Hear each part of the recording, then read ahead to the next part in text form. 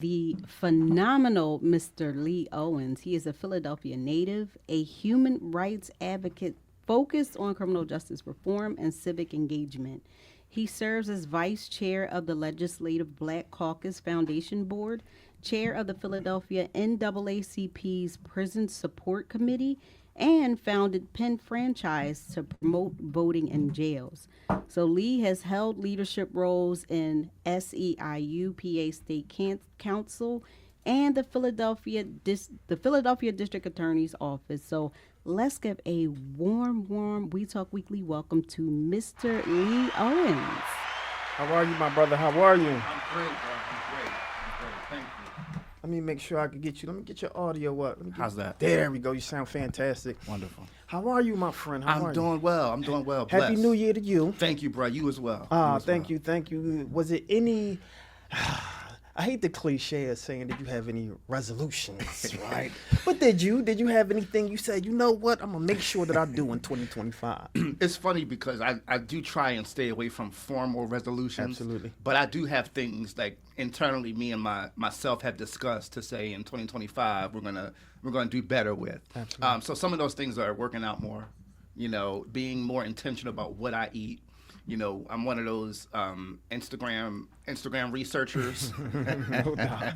So I'm learning how much we're being poisoned in pretty much 100%. everything we eat. 100%. So I'm just trying to be more diligent about what I put into my temple. Yeah. And that goes across the board, even as it relates to alcohol, to be honest. Absolutely. And like, all types of things, and just staying away from the things that I know, whether it's fast food or Cheez-Its, right? Jeez, that's the kid special right there. No doubt, yeah. But everything causes cancer. Yeah. Everything. That's wild.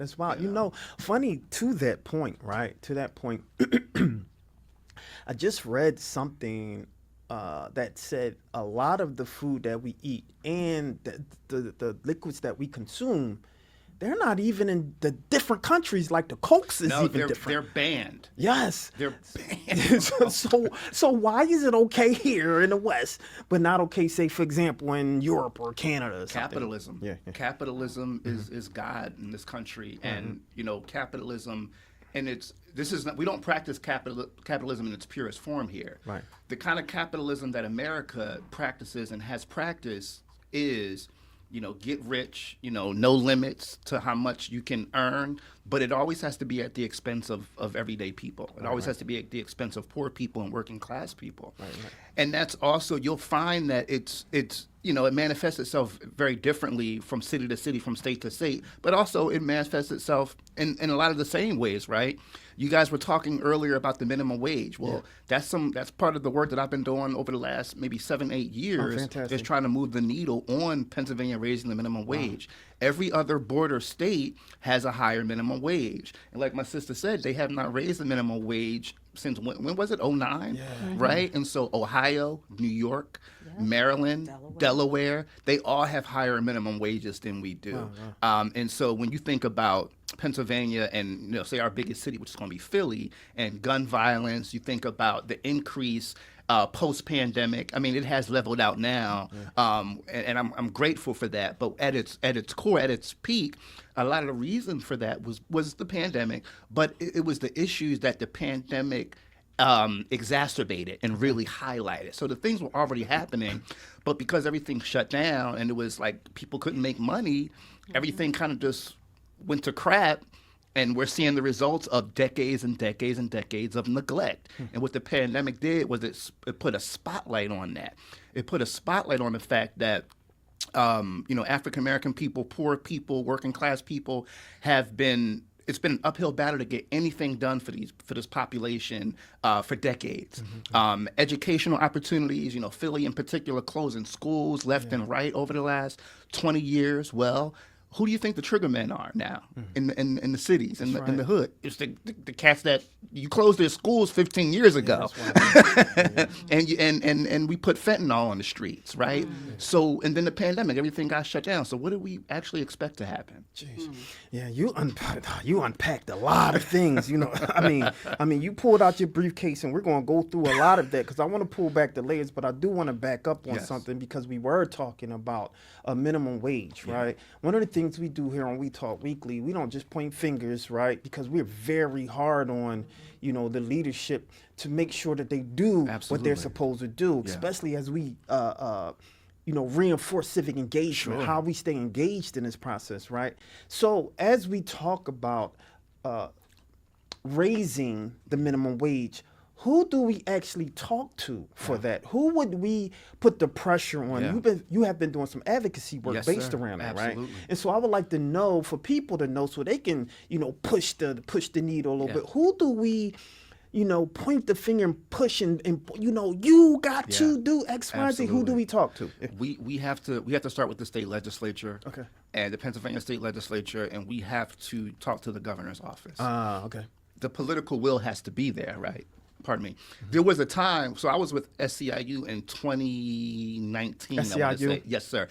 Service Employees International Union, the third largest union in the country, and arguably what folks might consider the progressives of the labor movement, of organized labor. Because they're going to be the SEIU, in my opinion, they're going to be the ones that are always on the right side of the progressive debate. There are a lot of other unions that do great progressive work, but I would say SEIU, Pennsylvania in particular, will take some hard votes, and they'll push the button when the establishment and the status quo says, let's go right. SEIU says, no, our members want us to go left, and going left is what's best for working families and people. Okay. So we got to talk to the governor's office. We need a good bill. I think in terms of the political will to do it, it's going to take public pressure. It's going to take accountability. There was a bill in 2019. Like I said, we were doing a lot of work around that. We were doing rallies. We were doing press conferences. We were doing things like, we're talking about even doing I don't know if you guys remember, maybe 15 years ago, we had the state reps trying to do an example of what it would be like to live off food stamps. So they all lived off food stamps for a month, so they could see how hard it is. And we were talking about doing something similar for folks that, let's show them what it's like to live off minimum wage, right? Okay, we'll see. But we're just trying to be creative, for right? sure. So I that love they that. can. Well, see, a lot of it really is about, I'm a lobbyist by trade, right? So I have to talk to a lot of legislators, and I always joke and say I get a little bit more anxious when I have to go speak to Republicans in the suburbs than I do when I'm talking to Democrats in the city, and it's because that conversation is different. That conversation takes me out of my comfort zone a little bit. I'm a West Philly kid. Shout right? out to West Philly. Hold on, give you a round of applause for that. Shout out to all my West Philly folk, who's watching. I love Born it. and raised. So, I've had a Republican legislator, and look, I'm a bipartisan guy. I don't pick sides. Okay, good. Right? But, I had a Republican, I have to call it out. I'm not going to name any names, but I had a Republican legislator tell me that one of the reasons why they weren't in favor of raising the minimum wage, after I gave them my spiel about how hard it is to live off $7.25 an hour, they told me that people need to live within their means. What? And how much is a gallon of milk What, $5 now? Jeez. or a gallon of gas? Come on. Yeah. Right. Yeah. I mean, everything's expensive. Everything is so expensive. And it's crazy to me because I think about my own career, my own sort of personal path to success. And I had a salary in mind that I wanted to make for years. Okay. And it literally took, a lot of hustling to get to that point. for And last year I got to that point, but by then it didn't matter because of inflation. Yep. So that's what we're dealing with. And, I don't want to dig too deep in the weeds in terms of politics. Okay. A lot of our elected officials are doing the best that they can. Okay. What we need, I think, is we need better leadership in some of these seats. We need our legislators to be on one accord. And it's not really even a party thing I'm starting to see because I'm the Education and Advocacy Director for the Pennsylvania Prison Society. The Prison Society has been in existence since 1787. Yeah. They were founded by Benjamin Franklin, Benjamin Rush. A lot of the conversation I'm having nowadays over the last couple of years have been about criminal justice reform and about, lowering some of these mandatory minimums, That's right. letting people out that have done 50 years and That's are right. have That's one right. leg in the grave, right? They need to come home. Right? I'm bringing that up because I talk to Republicans that are down with that. You might not expect them to be, but they are. but not all Democrats are, not all Republicans. So it's very nuanced, right? And a lot of it, and people know, on the surface, if, people watch TV, politics can be grimy, right? And it can be very transactional, right? And so what I always say, and unfortunately money is in politics. So what I say for the movement is that we need a couple things, but we need to always be fundraising. We need money. Right. We need money because it takes money to get the message out. Okay. See, people aren't going to move until they feel compelled to move. That's right. And unfortunately, that takes money. It takes money to put ads on Instagram. Where are the people at that we want to talk to, that we want to influence? They on Instagram. They on Twitter. They on TikTok. So we got to buy ads. We got to be creative about the narrative that we're telling. And we really have to win the war of ideas, right? Because that's the only way we're going to raise people's consciousness, regular people and electeds alike, because we got to raise the consciousness of the people so that they join us to hold the electeds accountable. So once we build power in our various communities, criminal justice, formerly incarcerated, poor people, workers, once we unite women, abortion stuff, LGBT, once we consolidate this movement of fairness and equality, and that's going to take a lot of work on our part and work on, knocking doors, not just when it's a candidate that we're trying to promote, but that when we're trying to promote causes and we're trying to promote people being on the same page about all the issues that matter, all the issues that are going to make Pennsylvania and this country a better place for everyday people and not just billionaires, right? So we have to get on the same page and we have to hold our elected officials accountable.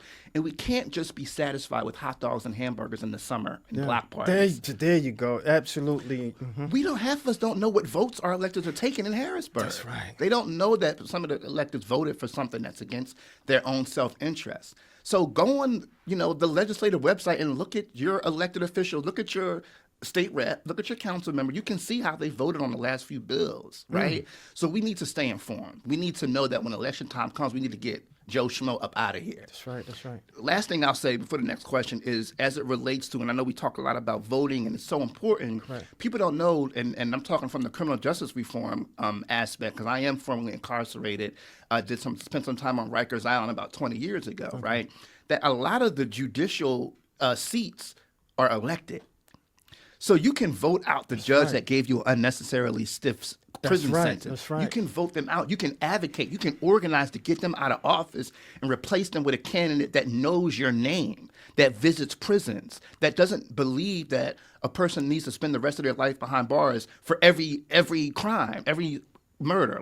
Looking at the specific situation, looking at the nuances, there are people that have murdered their abuser as children. Do they deserve to be locked up for the rest of their life? That's right. So we have to look at these cases, and that's part of the reason why I stood with Krasner, because, and people, you love him or hate him, and people say he's soft on crime. I don't believe that. I believe I worked in the district attorney's office under him. I believe that when the police bring cases, they get prosecuted, right?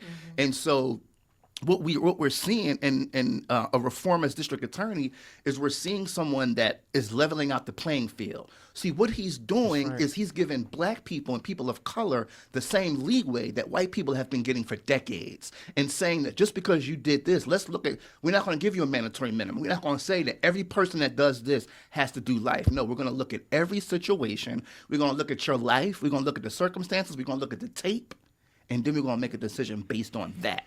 Something that Freeway says, bars. Would you just go push that button? I'm waiting for the no doubt. I do want to say something real quick. I know Spark, amazing, my brother. Someone will bring Amanda. Shout out to Amanda. She has a media company also, and has been in those streets and doing her due diligence and talking to, I believe, in Chester, city council over there, in those streets, amplifying the community over there. And she has a question or kind of like a statement, but I want you to address that. She says, so many leaders are disconnected from the community they serve. What's your thoughts on that? Oh, absolutely. And look, once they get elected and they're in that seat for 20 years, and they keep winning, nobody's challenging them, their coffers are full, they have the support of the establishment, they don't feel as though they need to have their ear to the streets. It's very, very easy to disconnect. Look, I'm from West Philly, but I've lived in Roxborough for the last 8 years. Give another round of applause for West Philly. No doubt. Shout out to all my West Philly. Bro, I'm arguably slightly detached from West Philly at this juncture in time. I'm gonna keep it real. Hold on. I got hold on. Look, I go for my Jamaican food. No doubt. All right, here we go. I hit 40th and Lancaster when I need to. Okay, I don't spend too much time. No doubt. I gotta say, because we are talking prison reform, Yes. right? And your advocacy work based around that, because we still in civics. We engage in the civics Yes. right now. I love this conversation, and I love the fact, one, that you are part of this initiative, Every Voice, Every Vote. I think is important, and it was also very important for us to hold ourselves accountable to amplify those like yourself who are doing civic work, right? And within those communities, amplifying those voices. So kudos to you for doing that. I want to back up, because as we talk about prison reform, and I want to shout out Khadija Kerner from, what's the organization she from? The New Pennsylvania New Project. Pennsylvania Project. Khadita's the homie. Absolutely. She is amazing, so I want to give her props. But I want to just acknowledge her, because she came on a show and was talking about a lot of things that formerly incarcerated citizens who come back, returning citizens, felt that they were not able to vote. That's right. So we aired one of the episodes that she was on, and someone stopped me in the street, and he was, thank you so much. Yo, I couldn't, I mean, he had a heavy accent, but he was just thanking us for amplifying that information that he didn't know. He said he did not know that he was able to vote. Bro. And it was because of that episode by Khadija that he understood that though he was formerly incarcerated, now he's home. able to He vote. can He's vote home. now. Absolutely. Thank so you I'm for going to talk doing about that. Absolutely. I appreciate that. Yeah. Because that's a big part of the fight, right? Yeah. Like, so I started Penn Franchise in 2021, 2022, pardon me, end of 2021. And basically the reason for Penn Franchise was because in 2020, out of roughly 30,000 people that are incarcerated in county jails throughout Pennsylvania, eligible voters in county jails, 30,000, between 25 and 30,000. Y'all want to know how many people requested a mail-in ballot in 2020? I'll give you a guess. You want to guess? Yeah. Anybody want to guess? 1, 5. Okay. All right. Y'all. I appreciate the pessimism. 52. Wow. 52 out of 30,000. Wow. And the reason for that is because, like you said, they don't know. And you're talking about people that are home, right? That may have had felony convictions, such as myself. But once you're home, it doesn't matter what conviction you have. You can vote. So people that are serving misdemeanor time and awaiting trial at the county level can vote, but they don't. And so we've been going into the prisons for the last couple of years, sending people in to do voter registration. We have a bill out. Well, we had a bill out, HB 1756. The new session started, so we have to reintroduce it. But essentially, it's a bill to codify and create the processes and procedures to vote while incarcerated so people can do it. Wow. We brought Jesse Jackson into Dauphin County Prison in November to have him register voters and just do a educational component. People were so grateful. We registered a bunch of voters, but we want to continue to replicate that over the next few years. The last thing I'll say about voting is that it doesn't stop at incarceration, even when you're home. One of the populations that we forget about, that I forgot about, that became apparent to me are people that are on parole and probation and house arrest. I had a pastor that I grew up with call me and say, we have a guy, a parishioner who did several years. I think he maybe did over a decade. He's home, but he's on house arrest, and his PO won't let him vote. So I talked to the guy. The guy says, well, my PO is telling me I can't vote because I'm a 3-time felon. I said, but you're home, right? Yeah. I said, well, you can vote. He said, well, he won't let me go. I said, give me his email address. I know that's right. Let's go. So I emailed him. Let's go. I said, round of applause for that. Thank you. I appreciate that. Let's go. Bars. Let's go. Bro, I'm not playing with these people. And look, any opportunity I get to bother them, I'm gonna do it. Let's go. To get on there and irk them a little bit. Petty Murphy over here. It's another story. Petty Murphy, we love that. But I emailed him. I told him, look, I gave him the law. I gave him. I said, listen. I said, according to I cited a statute. Right? I don't remember what it is off the top, Right. but I had to do a cut and paste job and put it in there. And I said, any person that's home, whether they have a felony conviction or 20 felony convictions, as long as they're home, they can vote. Wow. So he emailed me back. He said, I appreciate it. We're all good. And then the guy called me and said the PO let him do it. Wow. But my question was, how many other people is he saying that to? Take it a step further. How many people are being told that systemically by parole and probation officers? So the next iteration in this fight is to look at parole and probation and what they're being told when it comes to voting time. People on house arrest, are they being allowed to walk up and cast a ballot? Do they know that they can vote by mail now because of Act 77 or Act 111? I don't know. So the people know that they can do it by mail And now. the POs might not know. They don't. Yeah, They totally don't. Not, yeah. No, they don't know because they're not informed. Like we have to. Like I have to. A lot of law enforcement, parole and probation officers, even COs, corrections officers, jail administrators, wardens. I have to tell them what the deal is. Yeah. A lot of times they just don't know. So, it would behoove us to know our rights, and that's why I'll cite the Black Panther Party. When I was a teenager, I idolized the Black Panther Party. But what I idolized most about them was not the fact that they were carrying guns. I idolized the fact that they memorized the Constitution. I want to, speaking of not being told, shout out to Amanda again. She said, not being told. Remember that that's context?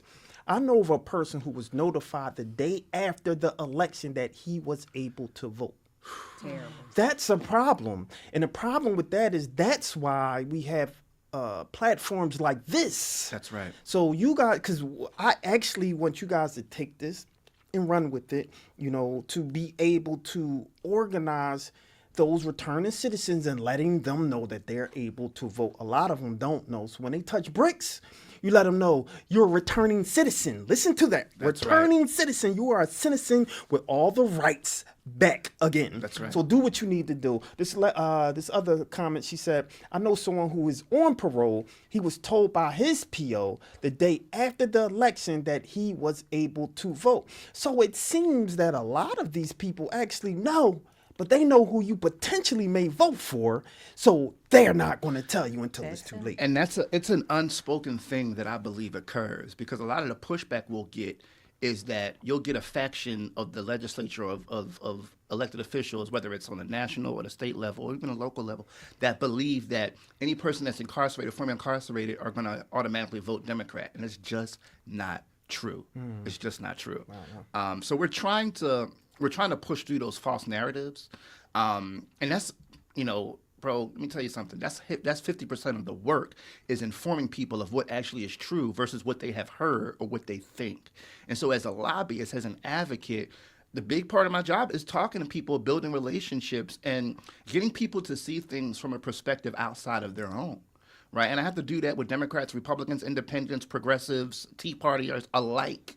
Right? And so I have to switch that narrative up depending on who I'm talking to, even if I'm trying to get them to do the same thing. So if I'm talking about conditions inside Pennsylvania prison facilities, right, correctional facilities, and saying that, the water's contaminated, or, there was murders, or the elderly inmates are getting beat by the younger ones. If I'm saying that to somebody that thinks that a person that's incarcerated does not deserve dignity, safety, and health because they're incarcerated and they shouldn't have done the crime, but they couldn't do the time, then I might not approach it from the humanistic perspective. I might have to go to them and say, you understand that these people are coming home, right? And you care about public safety, right? So what are we doing for to this population, not for, but to this population, to prepare them to come home? What we're doing is we're creating criminals on the inside. We're incarcerating people that are desperate.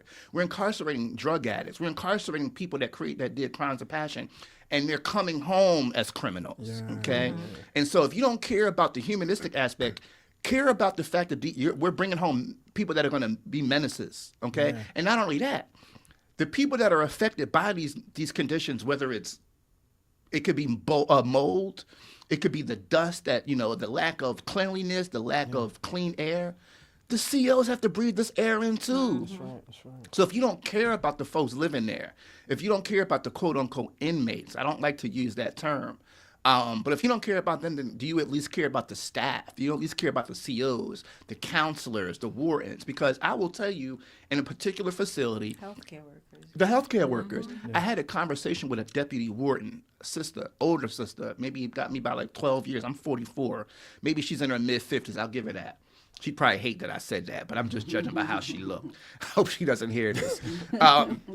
She told me, you know, she had always been healthy, but she worked in this prison for over a decade. And as a result of these conditions, she recently had to get an inhaler because she got asthma now.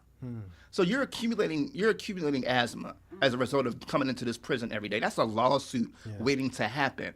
So again, I say, if you do not care about the inmates, you do not care about them because you felt like they deserve to be treated that way, then understand that they're not the only ones being subjected to that condition, those conditions, and take the health aspect out, but just the fact that, like, you know, some of the Philly facilities, I was in one back in September, and I was in the solitary block. They don't like to call it solitary.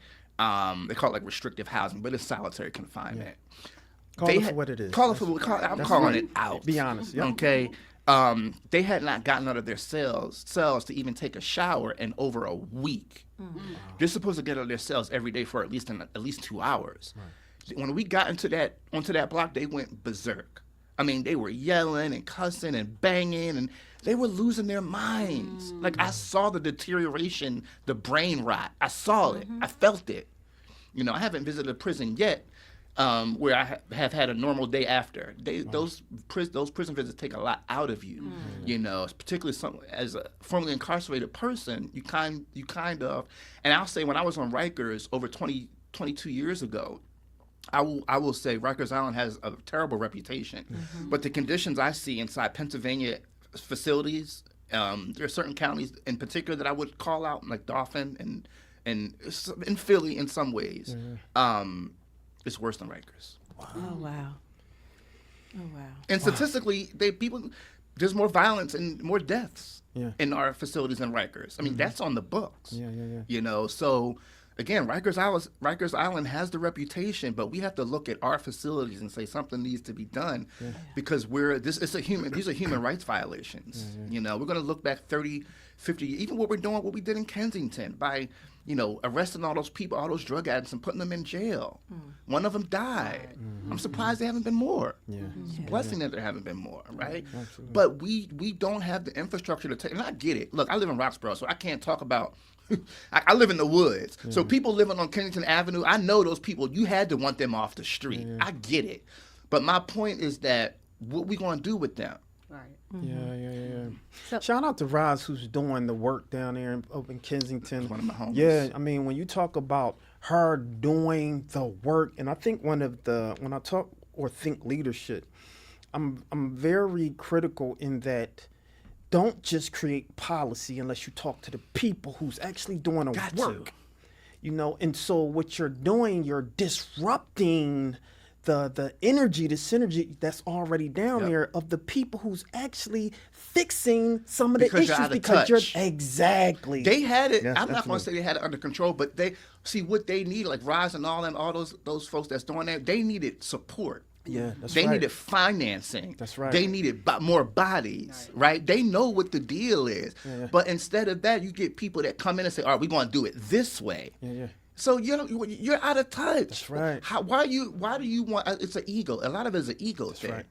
A lot of it's ego. And see, well, if we can get, and this is why I feel like I've gotten to the point that I've gotten to and had some semblance of success because I always take my ego out of it. Okay. I always play the back role. If it's what's going to get things done. Now, if people need me to come up front, then I'll do that too. But what you'll find a lot of times in this work, in advocacy work, in politics, is that everybody wants to be at the mic. Everybody wants to be seen. See, it took me 16, 17 years to get to the point where I'm doing interviews like this, right? Like, it does not happen overnight. You got people that are out of touch, that some of them came out of nowhere, some of them didn't, but they want to be seen, right? And so those egos are part of what's slowing down the progress of the quote-unquote movement. I got two questions for you. And you don't have to turn around because I know that the camera. But one, when you talked about the inmates and how the deplorable conditions they're living in, there's so many. What was the thing that happened in Philly? I did a story on it. They were doing skin tests on inmates and using them as like guinea pigs. They've never loved people that are incarcerated. No. So no, not at all. They've done the syphilis test on them and everything like Yeah, that. That was Manhattan just Project, was it? yeah. Yep. That's what it was. Yeah. Yep. So that was the one point. But the second thing I wanted to talk about was what about exonerated, especially within Pennsylvania, exonerees, people who have been exonerated. That means that what the crime that they were charged for and that they were incarcerated for, they found, which I guess is Project Hope, one of the projects that do it, that or the Innocent Project, yes, yep. that they found that this person didn't commit didn't do this the crime. Now, other states, except not Pennsylvania, but other states, if you get exonerated, you get money. You get a check. Yeah. You get $1 million or more. But here in Pennsylvania, You have to sue. you have to sue. You have And to hire an attorney. to tell us sue. more about what do you know about that? Yeah, listen. So one of the things that I worked on when I was in the district attorney's office as the director of community engagement was working directly with the community, but working with the conviction integrity unit, right? So I would get a lot of community members who had family members that were incarcerated and they believed that their loved one was innocent.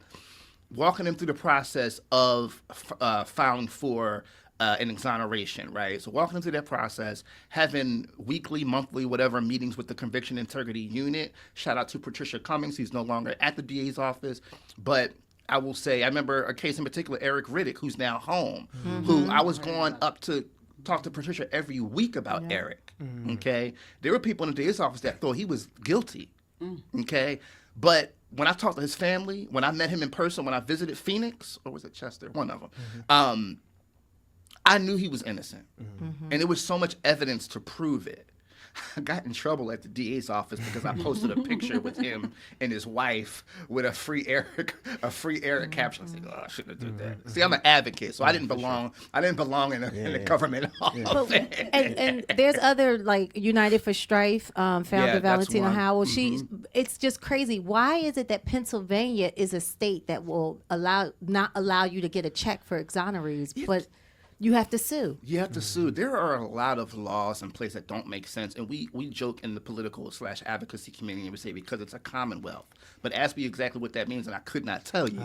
But I will say Virginia is similar, right? But Pennsylvania is restrictive in a lot of ways. Now, what I'll say to those points, right, is that, and particularly to your first point, is that as a formerly incarcerated person and someone that fights for human rights, particularly those of currently and formerly incarcerated people, we're constantly fighting against a false narrative that says that people that have a relationship with the criminal legal system, who are mostly black and brown people, right? And let's just be clear and honest about it.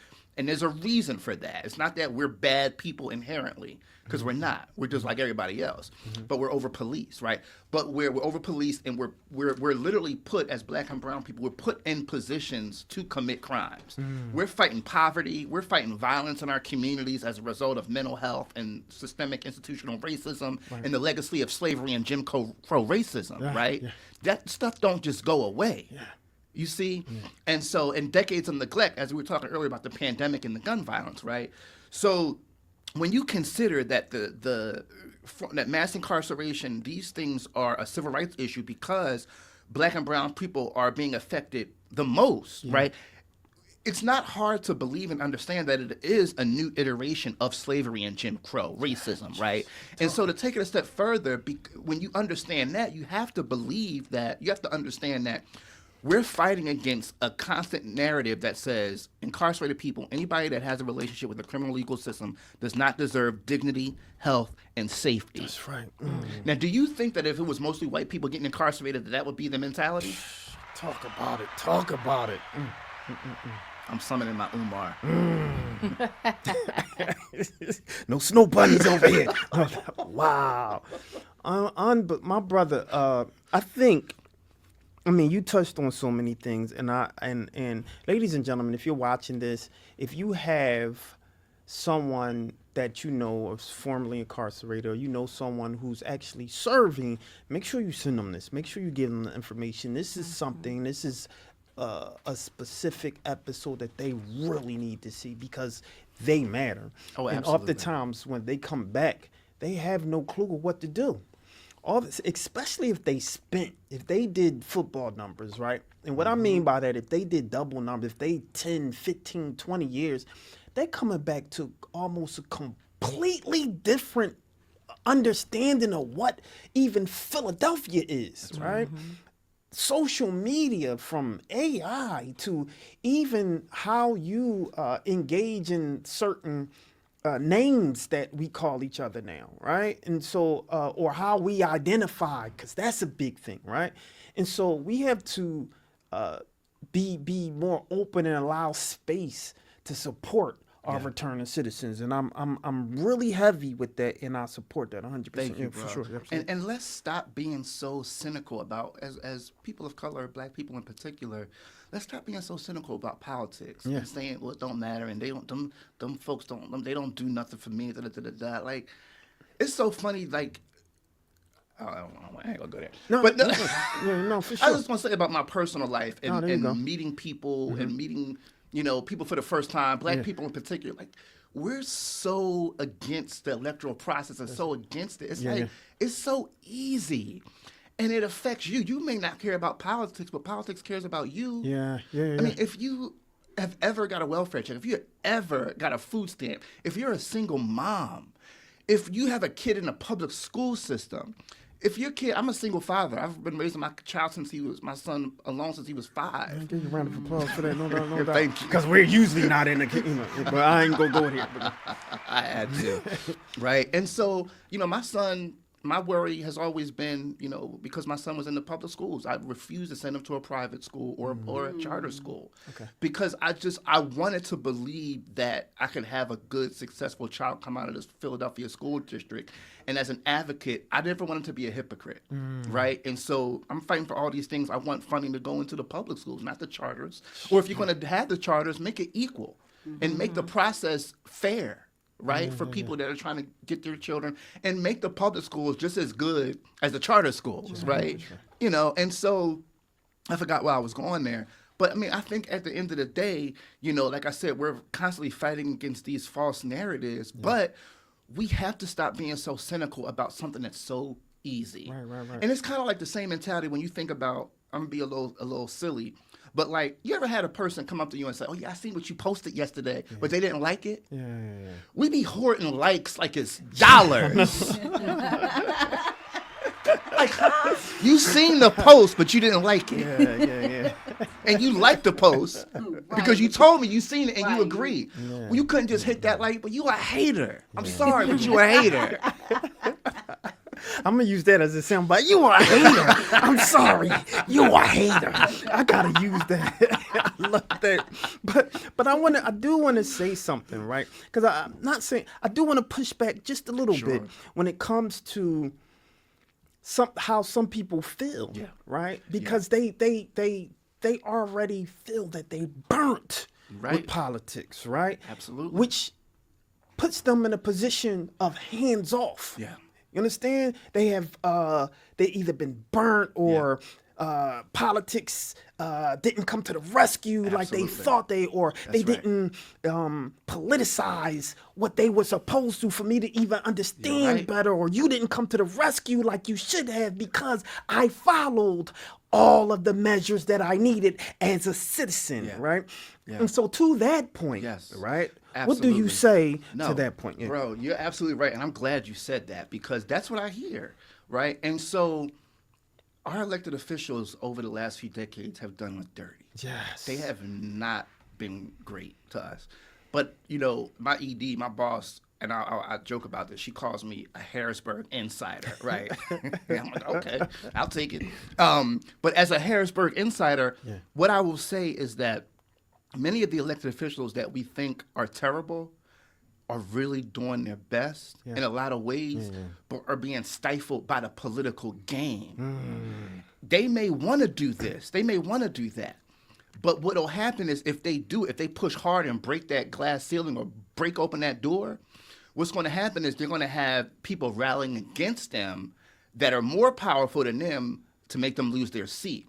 So what we see is we see people getting these seats and they get married to these seats. They never want to leave these seats. Yeah. It's like a career they can have forever. That's They right, covet that's it. right, that's right, They that's right. covet it. And I don't know if I can be mad at it or not. I guess to an extent I could say maybe we need to Pass have the baton. Yeah, Please. facts. Yeah, Facts. yeah. But what I'll say is that what we have to realize is that our elected officials are a reflection of us in a lot of ways, Yes. right? And so we see a lot of black elected officials. Philly is a black city, a 45% black city, Yeah. right? And so we have the first black woman mayor, Shout out to first shout out to her. woman Give her a mayor. round of applause. Yeah, no doubt. huge, Yeah. huge, right? We've always had a slew of since I was born in '80.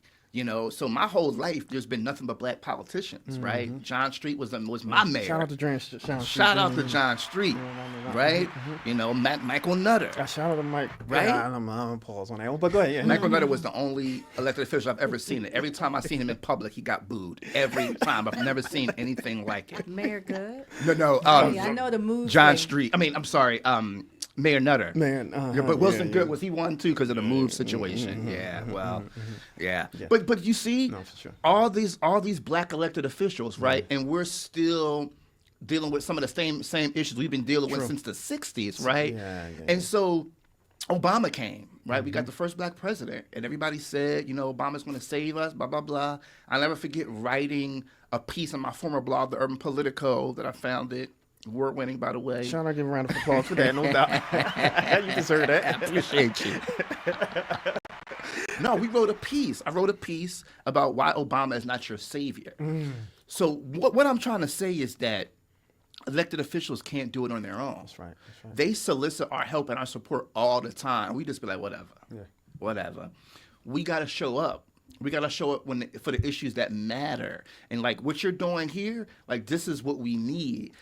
And so what we need is like, for example, my bill, HB 1756, that would codify, create the process. We have parole and probation bills, that are on the table. We got bills about, certain prison conditions, about making phone calls free so you can keep in touch with your loved ones. Fantastic. We need to figure out a way so that people know about these things, so they can rally behind them. When we have events, they can call their legislators and say, I need you to vote for this. When it comes down to those votes, well, first of all, I'll take it a step back. Getting anything, the way it works is that once you introduce a bill, it goes into a committee. Right. It stays in the committee until that committee chair brings it out for a vote. That's right. And onto the House floor from the right. committee. You know how hard it is to get anything to the House floor? It's so difficult. So I think what we need is more eyes on our elected officials. And when we put more eyes on our elected officials and really get an opportunity to see the entire landscape, we'll see, getting anything done in Harrisburg is very, very difficult.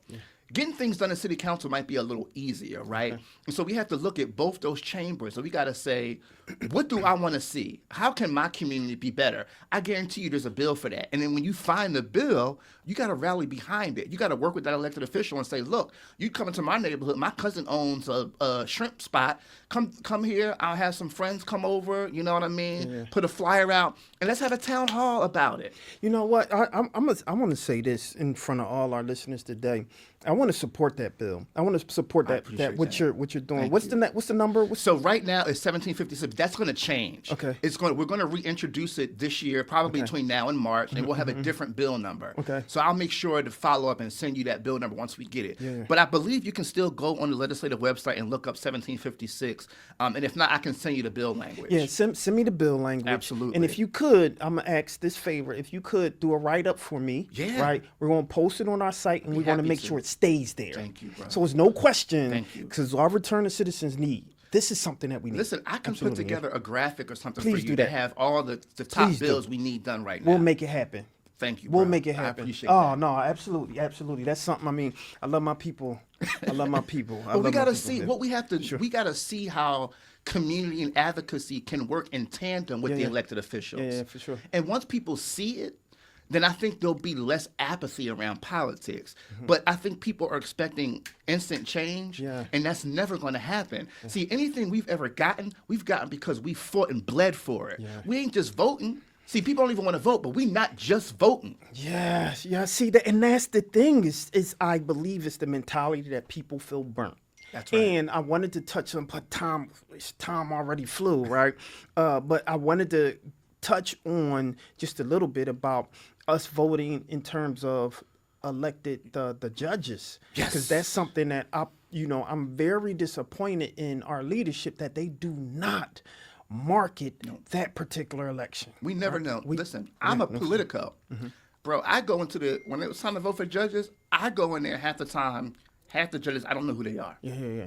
And I had to do a lot of due diligence in order to figure out which judges to vote for because they barely campaign. Yeah, they usually don't have websites. We don't know what their bio is. That's right. They don't have a voting record, so we don't know really what they stand for. That needs to change. That's right. And so the next judicial election, what we need to do is we need to do some kind of debate or town hall. That's right. Bring all the candidates together into a room, live stream it, broadcast that joint. I'll facilitate if you want, organize it, however you want, whatever role you want Leigh Owens to play. There you go. I'll follow up and bring them, make sure they come, and so they can tell their story, so we know who they are and why they deserve our vote. And this is something that I will make sure as we're doing live, we will stream it live free to the Word. public as a That's service. amazing. We will make sure that our platform, we give that space. We'll come out, we'll stream and set up cameras and everything. That's amazing. If someone can put it together, We'll put it together. we'll handle it. Oh yeah, Yeah, for sure. We got Absolutely. you. Yeah. No, All shout right. out to you, my brother. Shout out to you, my brother. You're giving me homework now. Yeah. So real quick before I let you go, because we already passed the time. I mean, one thing we say is once you come to the show, you're a friend to the show, so you always will. So you're gonna have to come back because we got more to talk about. We got more to talk about, right? But I do want you to, just as something that I can also give to as a sound piece for every voice, every vote.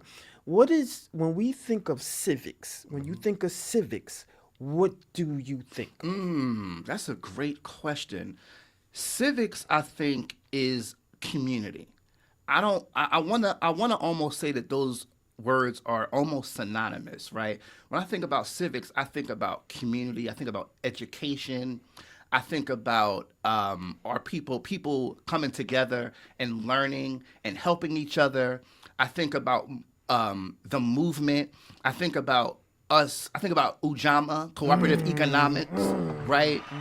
I think about, transactions, right, between a barber and a gardener, right?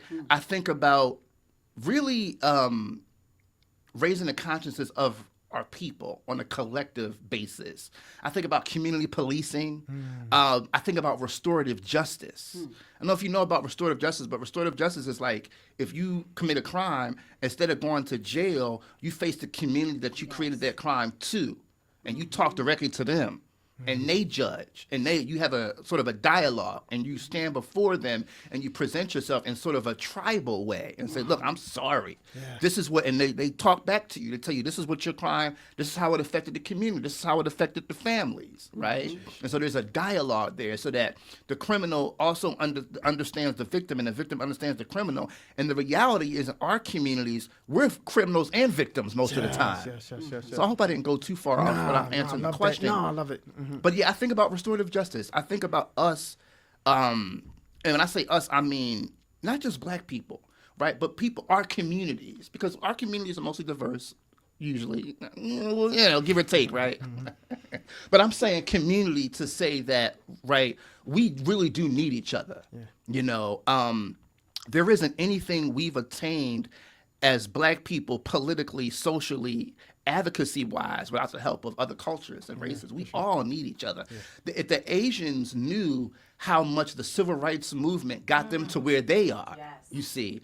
And so what we got to understand is that when something systemically is happening to black people, like say, for example, mass incarceration, eventually it's going to fluctuate. It's going to flow down to other communities. It's never going to just be black people. We're just the guinea pigs. They just start with us because we're the undesirables.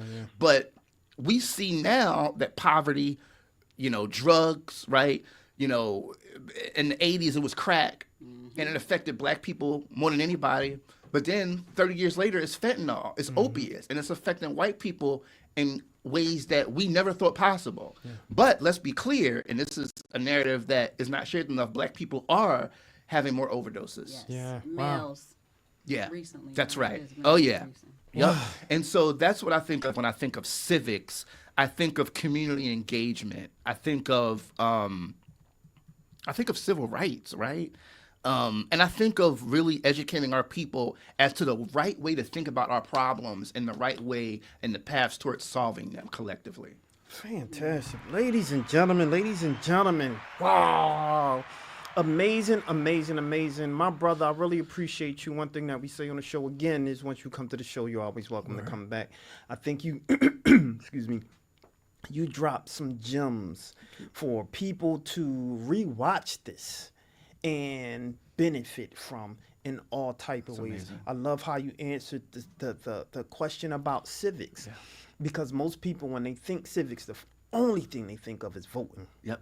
The only thing they think of is That's voting. the end result of Yeah, civics to me. Yes, absolutely. So, again, the invitation is there for the bill. Yes. And anything else you believe that we can support Yeah. you in, because this is what we do for our community.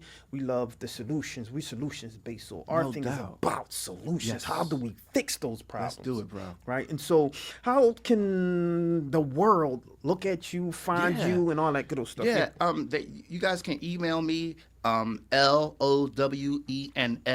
at prisonsociety.org. And you can visit the Prison Societies on the website at www.prisonsociety.org. But feel free to email me if you want to connect, if you want to get to work. I'm always available. I think I'm very down to earth, and I try and get back to folks pretty quickly. Fantastic. Anything coming up? Yeah. That you want to talk about? So, as the vice chair of the Legislative Black Caucus Foundation, we got a bunch of events coming up next week. We're having our swearing-in ceremony. It's not really public, but folks should come up to if you're in Harrisburg, come on up. Maybe I'll be able to get you in. But there's always stuff going on at the Capitol. But in terms of events go to the Prison Society website and go to our calendar, and there's a list of what we have coming up.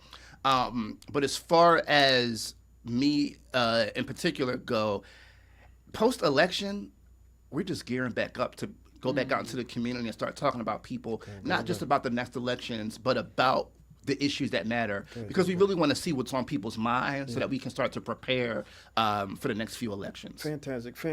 Well, it was an absolute pleasure for us to have this opportunity to give you or lend our platform for you Thank to you so much. amplify the voices and some of the fantastic advocacy work that you're doing. We want to, we hope that you continue to do that work. I already know I see Without your question. background. It's all questions, it's all good, but continue to be great. We really appreciate Thank you, my and brother. you're always welcome to come back.